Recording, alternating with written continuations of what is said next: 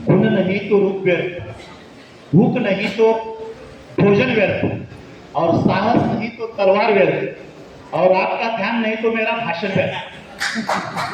तो एक मैनाक घोष हे एक असं व्यक्तिमत्व आहे. आजचं जे व्यासपीठ आहे, आदरणीय गुड गव्हर्नन्स करणाऱ्या या जिल्हा परिषदेच्या अध्यक्षा अर्चनाताई पाटील. आता महादळकर मॅडम बद्दल आणखीन आम्हाला माहित नाही, पण ते त्यांच्याच पावलं, त्यांना इथल्या भौगोलिक क्षेत्राची सगळी माहिती आहे. त्यांचा प्रोफेशन पिरियड इथंच केलेला आहे. टाटा सामाजिक संस्थेत सुद्धा त्यांनी काम केलंय, पाहिलंय त्या ठिकाणी. आणि गोसाहेबाबद्दल मी एक वेगळी आठवण फक्त 1 मिनिटात सांगणार आहे. जे का रंगले गांधले त्याची म्हणे जो आपले देव तेथीची ओळखावा, असं सगळ्यांनी म्हटलंय, पण कृती कोणच करत नाही.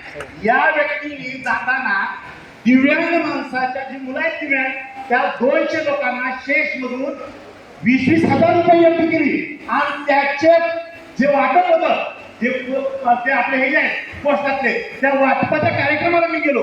इतकं पवित्र काम केलं. हे काम किती पवित्र आहे. एकदा टाटा इन्स्टिट्यूट, रतन टाटा एकदा त्यांच्या मित्रांना भेटले होते. मग रतन टाटा म्हणाले की माझ्याकडे एवढा पैसा आहे, एवढे कर्मचारी आहेत, पण तरी मला जीवनामध्ये समाधान नाही.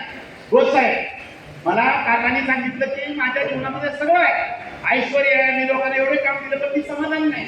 त्यांच्या मित्रांनी त्यांना सांगितलं तुला समाधानी माहिती असेल तर मी एक गोष्ट सांगतो. काय तर इथे एक 50 दिव्यांग मुलाची शाळा आहे. तिथं काय करा, तुम्ही जा आणि त्याला काहीतरी साहित्य द्या, मग तुम्हाला झोप येईल. मग टाटा स्वतः तिथं गेले आणि पाहिलं त्यांना काय पाहिजे. त्या मित्राला सांगितलं यांना काय पाहिजे तिथे. मग कुणाला सायकल दिली, कुणाला खेळायचं दिलं, सगळं दिलं. आणि त्या कार्यक्रमाला टाटा तिथं गेले आणि टाटाने ते सगळं साहित्य वाटलं. तिथला एक मुलगा पळत आला आणि त्याने त्याच्या पायाला घट्ट धरलं. तरी फिरत असताना त्याचा पाय सरत नव्हतं.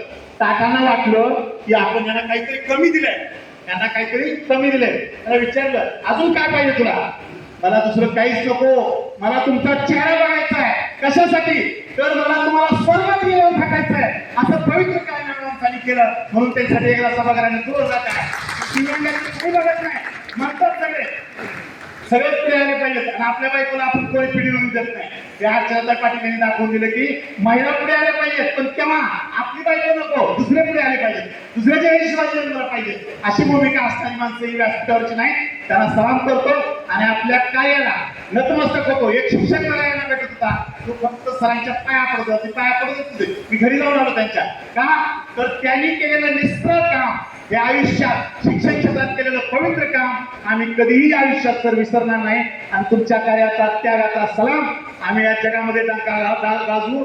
आणि आम्ही तुमच्या पावलावर मुलं इंग्रजी बोलती केली, आमच्या वर्गातली मुलं इंग्रजी शिकवतात केवळ तुमच्या प्रेरणेनं. आणि आता आगामी काळामध्ये गुड गव्हर्नन्ससाठी अर्चनाताई पण असंच काम करतील. स्वनी सांगितले सेमी इंग्लिश वगैरे, तर आम्ही त्यांना एक प्रतिसाद देऊ. आणि तुमच्या आदर्शावर महाराष्ट्रात ही जिल्हा परिषद राज्यात पहिली कशी राहील याचं अभिवचन शिक्षक संघटनेच्या सगळ्या कर्मचाऱ्यांच्या वतीने देतो. मी इथं सांगतो, आपल्या हातून अत्यंत पवित्र काम केलं. हा असा पुढे आम्ही चालू ठेवू. जय हिंद, जय महाराष्ट्र. शिक्षण क्षेत्रामध्ये साहेबांनी काम केलं.